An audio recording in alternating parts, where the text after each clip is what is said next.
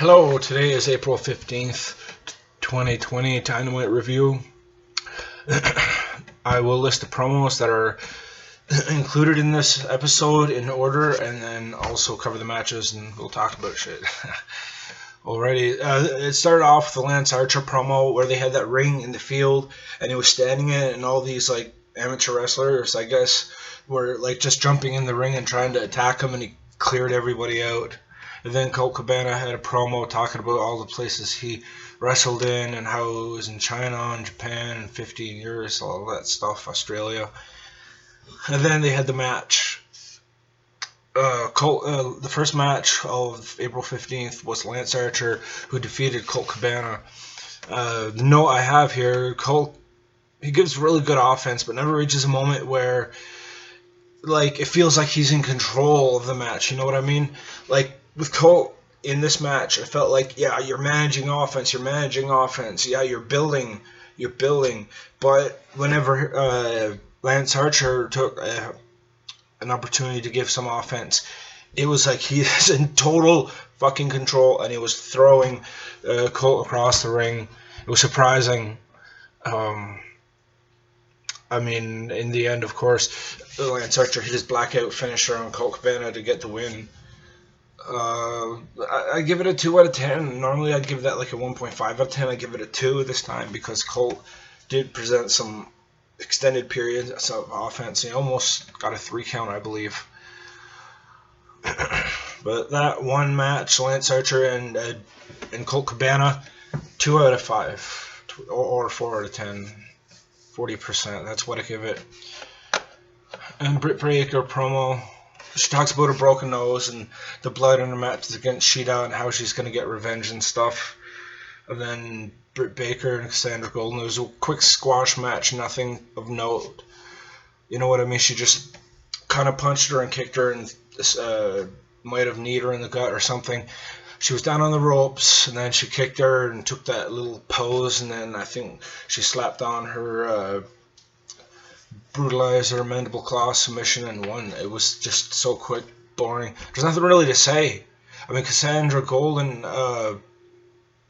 she didn't do anything, not that I can remember.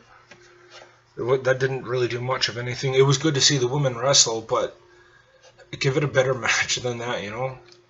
Then the Bubbly Bunch did a video chat talking about kicking the Elite's ass. I don't know if they would have been talking about... No, they wouldn't have been talking about Blood and Guts because that was after the pandemic started here, April 15th. So they would have been talking about the Stadium Stampede match, perhaps. And then after that, we had Sammy Guevara, who defeated Shug D. There was a lot of foolish shoving and striking back and forth. Shug managed the top rope, kick off, arm toss, then strutted for too long. Sammy kicked his ass. Yeah, like, Shug D grabbed Sammy Guevara's arm, and then he went up to the top rope and everything and bounced off. It was surprising he was so good with it. And then he flew down, and he flipped him over, and then he gets up, and he just struts like crazy, and all he did was a top rope arm drag. Oh man, Sammy comes up behind him and just friggin' strikes him down.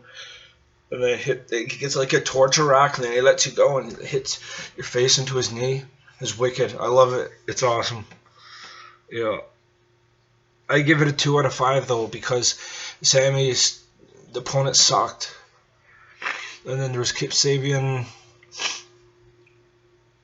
You know what? And then after that match, Sammy Guevara was in the ring and he cut a promo how he's going to kick Darby's ass. And of course, Darby came out running, and then Sammy Guevara for some reason ran away.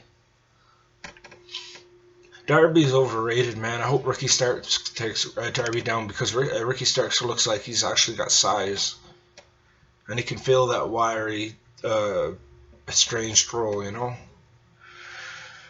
And then we had Kip Sabian, who defeated Chuck Taylor, which is stupid in my opinion. I can't stand Kip Sabian personally, but I always give him credit for everything because you have to be objective with these and neutral.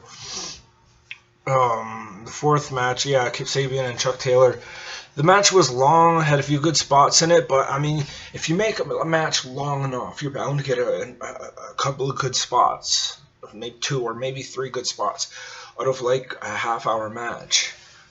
But if you've got to give out so much content just to get a couple of good spots, it's just going to get tiring and it drones on.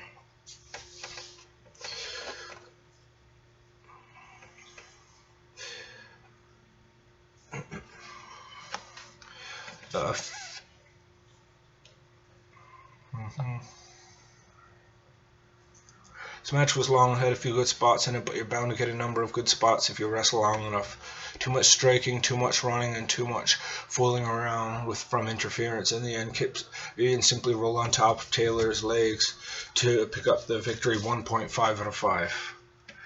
Inner Circle cut a promo where Jake Hager said he was going to destroy Moxley in the empty arena, no holds barred match, still with rope breaks, which is good. Just because it's a hardcore match doesn't mean you have to get rid of rope breaks. And then Shawn Spears was going against Justin Law. I remember that. This was an interesting match because it was pretty good physically, man. I got to give Justin Law credit. Like, he did a number of offensive strikes and moves. I believe he tossed or slammed Shawn Spears a couple of times. But this match really served a lot to show Shawn Spears' character as a heel, because he was mocking Justin Law because they locked up, and then he did an arm drag toss on Justin Law, and then he did another one, and then he gets down on his hands and knees and says, make this amateur wrestling match, and then he almost gets pinned, and then he breaks out and then goes crazy, and then of course pins and wins. But he was such an asshole about it, and he was so condescending, totally imposing I'm a teacher onto Justin Law, right? Superior. Yeah. But that was 3 out of 5, man. That's 60%, definitely. 6 out of 10, 3 out of 5, 60%, whatever it is that you look at it as. But that was a good match. That was, yeah. It loses from a 4 because it doesn't quite have enough length and more strong offense from Justin Law. And then the 6th match in April 15th, Jon Moxley, the world champion, versus Jake Hager, the world championship no holds barred match. This match was crazy. I loved this match. There was mat wrestling, there was amateur wrestling, there was MMA submission attempts, there was tosses, there was striking. But the thing is, everybody said, oh, AEW, all they do is flip and toss, flip and toss. They released this fucking match. It was wicked. I'm tired of the flipping. It's nice to see diversity in the wrestling matches they present. And this one, it said no holds barred match, but that didn't take away from it because they didn't use any objects. All they did was wrestle around where they were. I think they might have sent each other running into the barricade, but that was about it. The match was so physical and so enduring, and the pace was so deliberate, and everything they were doing, you could tell they were squeezing or pushing or kicking as hard as they could. I mean, of course, they would be blocking stuff, but still, they were kicking hard. There was a lot of potatoes everywhere. There was a lot of potatoes in this match. This was a potato match, definitely. I believe it. There's a number of spots that would be, but